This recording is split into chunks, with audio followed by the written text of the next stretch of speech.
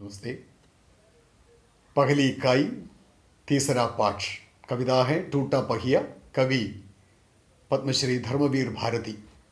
कवि परिचय पुस्तक में है, आप फिर पढ़िए।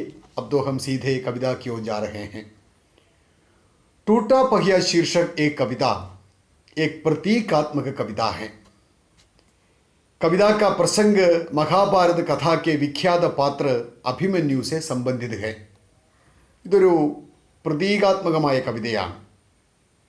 ഇതിൻ്റെ പശ്ചാത്തലം പുരാണവുമായി ബന്ധപ്പെട്ട് നിൽക്കുന്നു. കുരുക്ഷേത്രത്തിൽ യുദ്ധം നടക്കുന്നു. കൗരവരും പാണ്ഡവരും. പാണ്ഡവപക്ഷത്തെ പ്രമുഖനായ അർജുനൻ്റെ മകൻ അഭിമന്യു യുദ്ധക്കളത്തിൽ നിൽക്കുന്നു. മറുവശത്ത് കൗരവപക്ഷത്തെ മഹാരഥന്മാർ അണിനിരന്നിരിക്കുന്നു. ഭീഷ്മർ, ദ്രോണാചാര്യർ, കൃപാചാര്യർ, ദുര്യോധനൻ, ദുശാസനൻ, കർണൻ, ശല്യർ, ജയദ്രഥൻ, ഇങ്ങനെ ഒരുപാട് പേരുണ്ട്. പക്ഷേ കൗരവപക്ഷത്ത് നിൽക്കുന്ന അവർക്കെല്ലാം അറിയാം അവരുടെ ഭാഗത്ത് അധർമ്മമേ ഉള്ളൂ എന്ന്. ദ്രോണാചാര്യർ ചക്രവ്യൂഹമുണ്ടാക്കുന്നു. ആന, തേർ, കാലാൾ, കുതിരപ്പടയെ, അക്ഷൗഹിണി സേനയെ, ഓരോന്നിൻ്റെ എണ്ണം പുസ്തകത്തിലുണ്ട്. അക്ഷൗഹിണി സേനയെ ചക്രരൂപത്തിൽ വിന്യസിച്ചിരിക്കുകയാണ് ദ്രോണാചാര്യർ. അഭിമന്യു 16 വയസ്സ് മാത്രം പ്രായമുള്ള അഭിമന്യു ഒറ്റയ്ക്ക് ഈ ചക്രവ്യൂഹത്തിനുള്ളിൽ പ്രവേശിക്കുന്നു. കൗരവപക്ഷത്തെ നൂറുകണക്കിന് മഹാരഥന്മാരും പാണ്ഡവപക്ഷത്തെ അഭിമന്യുവും നേർക്കുനേർ പോരാടുകയാണ്. തങ്ങൾ ചെയ്യുന്നത് അന്യായമാണ്, അധർമ്മമാണ് എന്നറിഞ്ഞുകൊണ്ട് തന്നെ കൗരവപക്ഷത്തെ മഹാരഥന്മാർ അഭിമന്യുവിൻ്റെ നേർക്ക് അസ്ത്രശസ്ത്രങ്ങൾ ചുരിഞ്ഞുകൊണ്ടേയിരുന്നു. ഒടുവിൽ അഭിമന്യുവിൻ്റെ കയ്യിലെ അമ്പും വില്ലും നഷ്ടപ്പെട്ടു. വാള് നഷ്ടപ്പെട്ടു. കുന്തം നഷ്ടപ്പെട്ടു. തേരാളി അമ്പേറ്റ് പിടഞ്ഞു വീണു മരിച്ചു. കുതിരകൾ കൊല്ലപ്പെട്ടു. രഥവും തകർന്ന് ആ രഥചക്രങ്ങൾ ഒടിഞ്ഞ് രഥം മണ്ണിലേക്ക് കൂപ്പുകുത്തിയപ്പോൾ അഭിമന്യു പോർക്കളത്തിലേക്ക് എടുത്തു ചാടി. തൻ്റെ കയ്യിൽ ആയുധങ്ങളൊന്നുമില്ല എന്ന് തിരിച്ചറിഞ്ഞ അഭിമന്യു തൻ്റെ തന്നെ തകർന്ന ആ രഥത്തിൻ്റെ പൊട്ടിപ്പൊളിഞ്ഞുപോയ ചക്രമെടുത്ത് പരിചയായി പിടിച്ചുകൊണ്ട് കൗരവരുടെ പക്ഷത്തു നിന്നും തനിക്ക് നേരെ പാഞ്ഞു വരുന്ന അസ്ത്രശസ്ത്രങ്ങളെ തകർത്ത് തരിപ്പണമാക്കി. അഭിമന്യുവിനെ टूटे हुए पहिए को ढाल बनाकर कौरव पक्ष के महारथियों के अस्त्र शस्त्र को चूर कर दिया. चूर कर देना माने പൊടിച്ചു കളയുക, തകർത്ത് തരിപ്പണമാക്കുക എന്നാണ്. അഭിമന്യുവിനെ अपने रथ के टूटे हुए पहिए को ढाल बनाकर अधर्म के अस्त्र शस्त्रों को चूर कर दिया तो वहां उपेक्षित वस्तु माने एक टूटा हुआ पहिया उपयोगी चीज बन जाती है. യുദ്ധക്കളത്തിൽ ഒരു ഉപകാരവുമില്ലാത്തൊരു വേസ്റ്റ് സാധനമാണ് പിന്നെയും ഉരുളാൻ കഴിയാത്ത രഥചക്രം, പൊട്ടിത്തകർന്ന രഥചക്രം. പക്ഷെ ആ രഥചക്രമാണ് ഇവിടെ സന്ദർഭത്തിൽ അഭിമന്യുവിന് ഏറ്റവും ഉപകരിക്കപ്പെട്ട ഒരു വസ്തു. मैंने आपसे बताया था कि ये कविता एक प्रतीकात्मक कविता है. ഒരുപാട് സിംബൽസ്, ഒരുപാട് പ്രതീകങ്ങൾ ഈ കവിതയിലുണ്ട്. कवि का उद्देश्य क्या है? अभिमन्यु की कहानी को बार बार सुनाना कवि का उद्देश्य नहीं है. कविता का उद्देश्य यही है कि इतिहास की पृष्ठभूमि से वर्तमान काल की सच्चाई की ओर हमें ले जाना. इतिहास की पृष्ठभूमि से वर्तमान काल की सच्चाई की ओर हमें ले जाना ही इस कविता का उद्देश्य है और कवि का उद्देश्य है. ആ പുരാണത്തിന് സന്ദർഭമൊന്ന് പറഞ്ഞു തന്നിട്ട് ഈ അഭിമന്യു, ഈ മഹാരഥി, ഈ അസ്ത്രശസ്ത്രങ്ങൾ, ഈ പൊട്ടിയ ചക്രം, അതൊക്കെ ഇന്നത്തെ കാലത്ത് അതെങ്ങനെ ബന്ധപ്പെട്ടിരിക്കുന്നു, വർത്തമാനകാലവുമായി ഈ അടയാളങ്ങൾ എങ്ങനെ ബന്ധപ്പെട്ട് നിൽക്കുന്നു എന്ന് പറഞ്ഞ് മഹത്തായ ഒരു സന്ദേശം തരാനാണ് കവി ആഗ്രഹിക്കുന്നത്. നമുക്കിത് വെച്ചിട്ട് ആസ്വാദന ടിപ്പണിയാണ് എഴുതേണ്ടത്. ആസ്വാദന ടിപ്പണി പൂർണ്ണതയാ വൈയക്തിക കാര്യ ഹേ. വ്യക്തിപരമായി ചെയ്യേണ്ട ഒരു വർക്കാണ് ആസ്വാദന ടിപ്പണി എന്ന് പറഞ്ഞാൽ അവനവൻ്റെ കാഴ്ചപ്പാടിനെ കൃത്യമായി ചേർത്തുകൊണ്ട് വേണം ഓരോരുത്തരും ആസ്വാദന ടിപ്പണി തയ്യാറാക്കാൻ. നമുക്കതിന് ശ്രമം നടത്തി നോക്കാം. तो सुनिए टूटा पहिया नामक कविता एक बार. മേം രഥ കാ ടൂട്ടാ ഹുവ പഹിയാഹും ലേക്കിൻ മുച്ചെ ഫെങ്കോ മത്. ഞാനൊരു തകർന്ന രഥചക്രമാണ്. മുച്ചെ ഫെങ്കോ മത്. എന്നെ വലിച്ചെറിയരുത്. വേസ്റ്റാണെന്ന് കരുതി എന്നെ വലിച്ചെറിയരുത്. എന്നെ കൊണ്ട് തീർച്ചയായും ഉപയോഗം വരും. ക്യാ ജാനെ കബ് ഇസ് ദുരൂഹ ചക്രവ്യൂഹ में अक्षौणी सेनाओं को चुनौती देता हुआ कोई दुस्साहसी अभिमन्यु आकर घिर जाए. अपने पक्ष को असत्य जानते हुए भी बड़े बड़े महारथी अकेली निहत्थी आवाज को अपने ब्रह्मास्त्रों से कुचल देना चाहे, तब मैं रथ का टूटा हुआ पहिया उसके हाथों में ब्रह्मास्त्रों से लोहा ले सकता हूँ. मैं रथ का टूटा हुआ पहिया हूँ, लेकिन मुझे फेंको मत. इतिहासों की सामूहिक गति सहसा छूटी पड़ जाने पर क्या जाने सच्चाई टूटे हुए पहियों का आश्रय ले. പുരാണത്തിൻ്റെ സന്ദർഭത്തിൽ കഥയെ ഒന്ന് തുടക്കി വെച്ചിട്ട്, കവിതയെ ഒന്ന് ആരംഭിച്ചിട്ട് കവി വിശാലമായ ഒരു ലോകത്തേക്ക് കടക്കുകയാണ്. यह एक प्रतीकात्मक कविता है. प्रतीक माने क्या है? सिंबल. सिंबल का मतलब है ए साइन और ए पिक्चर दैट शो समथिंग. എന്തിനെയെങ്കിലും വിശദമായി പരിചയപ്പെടുത്തുന്നതിനായി ഉപയോഗിക്കുന്ന അടയാളങ്ങളാണ് പ്രതീകങ്ങൾ. ഇപ്പോൾ ഹതാശാസിക്ക് വ്യക്തി ബൈഠ് ഗയാ ഥാ എന്ന കവിതയിലെ ആ ചിത്രത്തിലെ ഉണങ്ങിയ മരം ആ മനുഷ്യൻ്റെ നിരാശയുടെ ആഴവും തളർച്ചയുടെ ആഴവും കാണിച്ചു തരാനുള്ള ഒരു പ്രതീകമാണ്. इस प्रकार इस कविता में अनेक प्रतीक हैं. इन प्रतीकों से परिचय पाने के बिना आस्वादन टिप्पणी की रचना असंभव है. ഈ കവിതയിൽ പ്രയോഗിച്ചിരിക്കുന്ന ഈ അടയാളങ്ങൾ, ആ പുരാണത്തിൽ നിന്നും എടുത്തിരിക്കുന്ന ആ വാക്കുകൾ, അതിന് ഇന്നത്തെ കാലവുമായി ബന്ധപ്പെട്ട് നിൽക്കുന്ന അർത്ഥം അത് നമ്മൾ കൃത്യമായി മനസ്സിലാക്കണം. അക്ഷൗഹിണി സേന, ചക്രവ്യൂഹ, ബ്രഹ്മാസ്ത്ര, മഹാരഥി, അഭിമന്യു, ടൂട്ടാപഹിയ, ये सब प्रतीक है. अक्षौहिणी सेना, चक्रव्यूह, ब्रह्मास्त्र, महारथी, अभिमन्यु, टूटा पहिया, ये सब प्रतीक हैं. तो ये प्रतीक किन किन के प्रतिनिधित्व करते हैं? ഈ പ്രതീകങ്ങൾ, ഈ അടയാളങ്ങൾ എന്തിനെയാണ് സൂചിപ്പിക്കുന്നത്, എന്തിനെയാണ് പ്രതിനിധീകരിക്കുന്നത് എന്ന് മനസ്സിലാക്കിയെങ്കിൽ മാത്രമേ ഈ കവിതയുടെ ആസ്വാദന ടിപ്പണി എഴുതാൻ പറ്റുകയുള്ളൂ. അക്ഷൗഹിണി സേന, അന്ന് അഭിമന്യുവിന് നേർക്ക് അസ്ത്രശസ്ത്രങ്ങൾ മഴ പോലെ പെയ്യിച്ചു കൊണ്ടിരുന്ന ആ അക്ഷൗഹിണി സേന ഇന്ന് എന്തിൻ്റെ പ്രതീകമാണ്? അധർമ്മ കെ പക്ഷ പർ ഖഡേ പ്രബല ലോകോം കാ പ്രതീക്.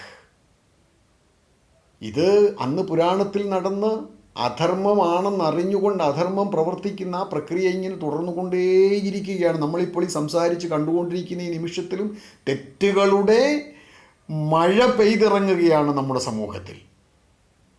അപ്പോൾ അധർമ്മക്കെ പക്ഷ പർ ഖഡേ പ്രബല ലോക്, ഇത് നിങ്ങൾ നോട്ട് ചെയ്യണം. എങ്കിൽ മാത്രമേ നമുക്ക് അത് വീഡിയോ ആവർത്തിച്ച് കണ്ട് നോട്ട് ചെയ്താൽ മതി. അത് നിങ്ങൾക്കത് टिप्पणी तैयाराക്കാൻ പറ്റും. इस कविता में अनेक प्रतीक हैं. अक्षौहिणी सेना एक प्रतीक है. अधर्म के पक्ष पर खड़े प्रबल लोगों का प्रतीक. അധർമ്മത്തിൻ്റെ പക്ഷത്ത് നിൽക്കുന്ന അവർ നിസാരരല്ല, ശക്തരായ ആ വർഗത്തിൻ്റെ പ്രതീകമാണ് അക്ഷൗഹിണി സേന.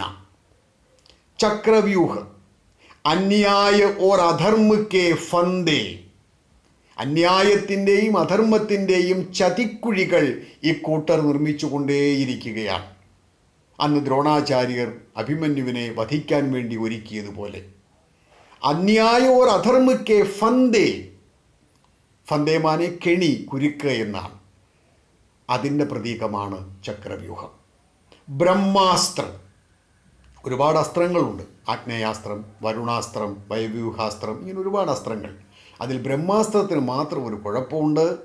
മറ്റസ്ത്രങ്ങളൊക്കെ അയച്ച ആളിന് വേണമെങ്കിൽ അപകടം കൂടാതെ അത് തിരിച്ചെടുക്കാം.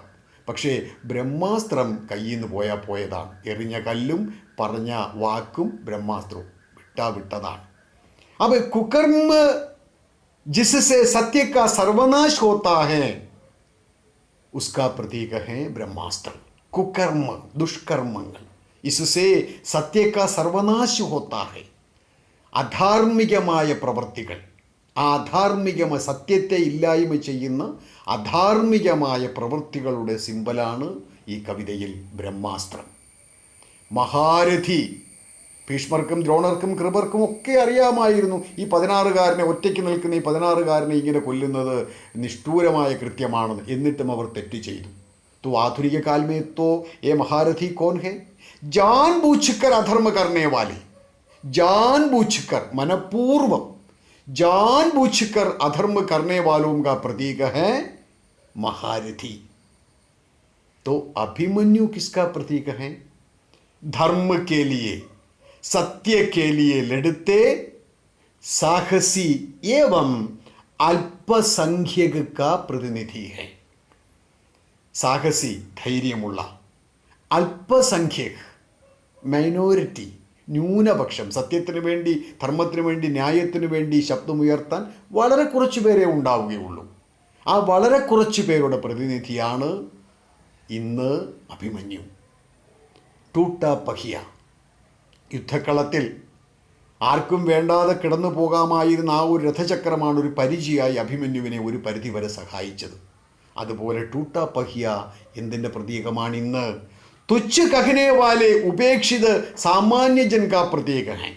നിസാരനെന്നും പറഞ്ഞ് കുറച്ച് പേരെ ഇങ്ങനെ പാർശ്വവൽക്കരിച്ച് കളയുന്നുണ്ടല്ലോ. അവർ സാധാരണക്കാർ, സാമാന്യ ജനങ്ങൾ, പ്രത്യേകിച്ച് കഴിവൊന്നുമില്ലാത്തവർ, അവരെ പരിഗണിച്ചിട്ട് എന്ത് കിട്ടാനാ എന്ന് പറയുന്ന ഒരു വിഭാഗം, അവരാണ് ടൂട്ട പഹിയ. മാനെ യുദ്ധക്കളത്തിൽ അഭിമന്യുവിനെ രഥിക്കെ ടൂട്ടെ പഹിയെ കോ ഠാൽ ബനാക്കർ ബ്രഹ്മാസ്ത്രവും കാ സാമന കിയ. തൻ്റെ പൊട്ടിയ രഥചക്രത്തിനെ പരിചയാക്കിയാണ് അഭിമന്യു ആ അസ്ത്രങ്ങളെ ഒരു പരിധിവരെ തടുത്തതും അവയെല്ലാം തച്ചുടച്ചതും. ഇസി പ്രകാർ സാമാന്യ ജനതാ കി സഹായത കെ ബിനാ സത്യ കി രക്ഷ, ധർമ്മ കി രക്ഷ, ന്യായ കി രക്ഷ അസംഭവ് ഹേ. ഈ നാട്ടിലെ നിസാരരെന്ന് പ്രബല ശക്തികൾ പറയുന്ന, നിസാരരെന്ന് വൻ ശക്തികൾ പറയുന്ന, ഒരു വിലയുമില്ലാത്തവരെന്ന് വലിയ ശക്തികൾ പറയുന്ന ആ സാമാന്യ ജനതയാണ് സത്യപാലനത്തിൽ എന്നും ധർമ്മത്തെ രക്ഷിക്കാൻ ധൈര്യമുള്ളവരോടൊപ്പം നിന്നിട്ടുള്ളത്. അതുകൊണ്ട് ഒരിക്കലും അവരെ ഉപേക്ഷിക്കരുത്.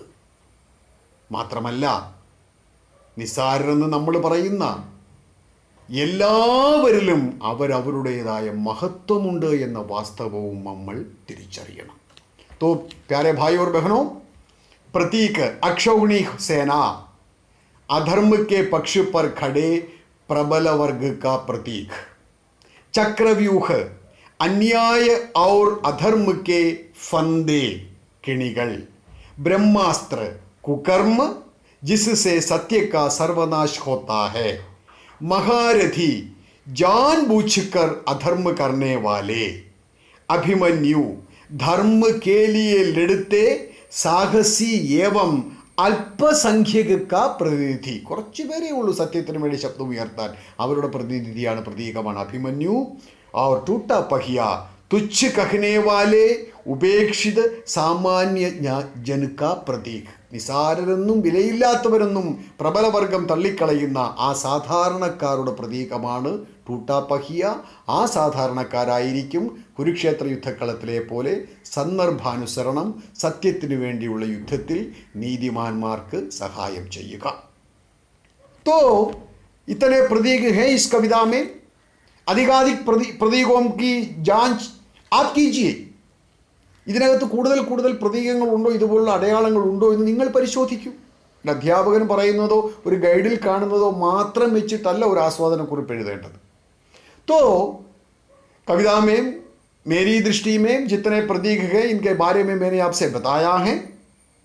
ഇനി ഞാൻ ഒരു 9 മലയാളം വാചകങ്ങൾ പറയും. നിങ്ങളുടെ വർക്ക് അതാണ്, വീട്ടിലിരുന്നു കൊണ്ട് ചെയ്യാനുള്ളൊരു വർക്ക്. ഈ മലയാളം വാചകങ്ങൾ നിങ്ങൾ ഞാനിപ്പോൾ പറഞ്ഞ ഈ പ്രതീകങ്ങളുടെ വിശദാംശങ്ങൾ വെച്ചുകൊണ്ട് ഹിന്ദിയിലേക്കാക്കണം. ഒരുപക്ഷെ വീഡിയോ ആവർത്തിച്ച് കാണേണ്ടി വരും, എങ്കിൽ പോലും നിങ്ങളിതിനെ ഹിന്ദിയിലേക്ക് ആക്കുക. 1, നമ്മളിതിൻ്റെ ആസ്വാദന ടിപ്പണിയിലേക്കൊന്ന് പോകാൻ തുടങ്ങുകയാണ്. ഒന്നാമത്തെ പോയിന്റ്, ഇതിൻ്റെ ശീർഷകം ഇതാണ്, വാക്യോങ്കോ ഹിന്ദി മേം അനുവാദ് കരേ. ഈ വാക്യങ്ങളെ ഹിന്ദിയിലേക്ക് ട്രാൻസ്ലേറ്റ് ചെയ്യുക. 1.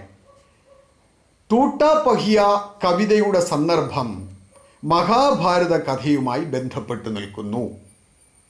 ടൂട്ടാ പഹിയ ശീർഷക് കവിത കാ പ്രസംഗ് മഹാഭാരതി കി കഹാനി സെ സംബന്ധിത് ഹെ. ഇങ്ങനെ ഹിന്ദിയാക്കാനാണ് പറഞ്ഞത്. വലിയ സംഭവമൊന്നുമില്ല. പക്ഷേ പോയിന്റ് 2, പക്ഷേ കവിതയുടെ സന്ദേശം വർത്തമാനകാല വാസ്തവങ്ങളോട് ചേർന്നിരിക്കുന്നു. ലേക്കിൻ കവിത കാ സന്ദേശ് വർത്തമാനകാലീൻ വാസ്തവവും സേ ജുഡാ ഹുവാ ഹേ. 2 സെന്റൻസ് മലയാളം ഞാൻ പറഞ്ഞു, ഹിന്ദി ഞാൻ പറഞ്ഞു. ഒന്നുകൂടെ പറയാം. കവിതയുടെ സന്ദർഭം മഹാഭാരത കഥയുമായി ബന്ധപ്പെട്ട് നിൽക്കുന്നു. കവിത കാ പ്രസംഗ് മഹാഭാരത് കി കഹാനി സെ സംബന്ധിത് ഹെ. 2. പക്ഷേ കവിതയുടെ സന്ദേശം വർത്തമാനകാല വാസ്തവങ്ങളോട് ചേർന്നിരിക്കുന്നു. ലേക്കിൻ കവിത കാ സന്ദേശ് വർത്തമാനകാലീൻ വാസ്തവവും സേ ജുഡാ ഹുവാ ഹെ. 3ാമത്തെ പോയിന്റ്. ഇനി ബാക്കിയുള്ളതെല്ലാം എഴുതാൻ ഇപ്പോൾ തന്ന പ്രതീകങ്ങളും അവയുടെ പ്രതിനിധീകരിക്കുന്നത് ഏവയും എന്നുള്ള പട്ടിക മാത്രം മുമ്പിൽ വച്ചങ്ങ് ചെയ്താൽ മതി. 3. അധർമ്മത്തിൻ്റെ ഭാഗത്ത് നിൽക്കുന്ന പ്രബലവർഗം ഇന്നുമുണ്ട്. അധർമ്മത്തിൻ്റെ ഭാഗത്ത് നിൽക്കുന്ന പ്രബലവർഗം ഇന്നുമുണ്ട്. 4. അവർ അന്യായത്തിൻ്റെ കുരുക്കുകൾ ഉണ്ടാക്കിക്കൊണ്ടേയിരിക്കുന്നു. അവർ അന്യായത്തിൻ്റെ കുരുക്കുകൾ ഉണ്ടാക്കിക്കൊണ്ടേയിരിക്കുന്നു. 5. ചെയ്യുന്നത് തെറ്റാണെന്നറിഞ്ഞുകൊണ്ട് തന്നെ ഇവർ ദുഷ്കർമ്മങ്ങളാൽ സത്യത്തെ ഇല്ലായ്മ ചെയ്യാൻ നോക്കുന്നു. ചെയ്യുന്നത് തെറ്റാണെന്നറിഞ്ഞുകൊണ്ട് തന്നെ ഇവർ ദുഷ്കർമ്മങ്ങളാൽ സത്യത്തെ ഇല്ലായ്മ ചെയ്യാൻ നോക്കുന്നു. 6. എങ്കിലും സത്യത്തിന് വേണ്ടി യുദ്ധം ചെയ്യാൻ ധൈര്യമുള്ളവർ മുന്നോട്ട് വരും.